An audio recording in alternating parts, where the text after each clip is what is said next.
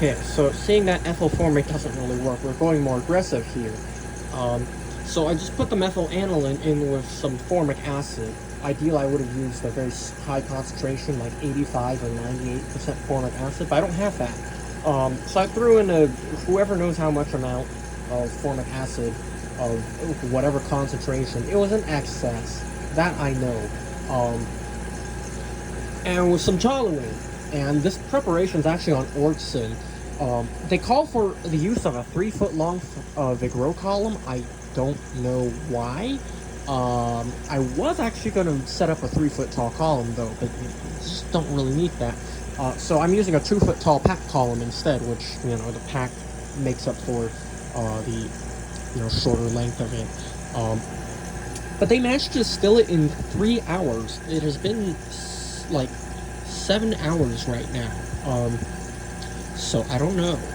Again, I have no fucking clue what the column is for, because when you put the formic acid and methylaniline together, it just forms the formate salt, which then is dehydrated. And the formate salt is, you know, it's not volatile, so I don't know why they're fractionating it. But you're just distilling it. They also just, their normal distillation, they use a Dean Stark trap for it.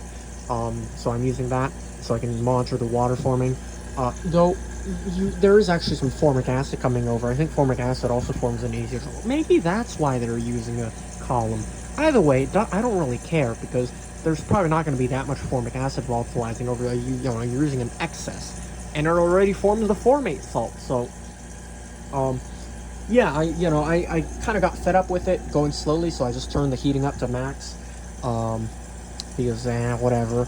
So, you know, you have toluene and you have the water and formic acid coming over. This I will probably I don't need to neutralize it. I'll probably just fractionate it to get back my formic acid or something.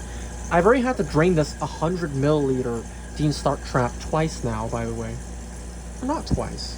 Well, they fill it halfway. That's when I drained it. So yeah, twice, I guess. You know, it's most of the water being driven over with from the formic acid. I think at this point we're actually starting to dehydrate it. You can see it's foaming up a bit and it looks a bit different.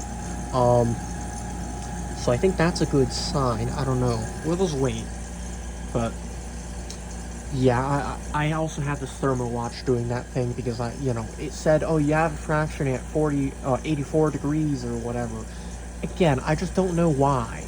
Like, doesn't seem to me it would be necessary. I mean, you could also just mix the formic acid and heat it vigorously over a flame. That would also probably make the formylation, but I don't want to do that. So we're doing the more tame way with the Dean Stark apparatus, I guess.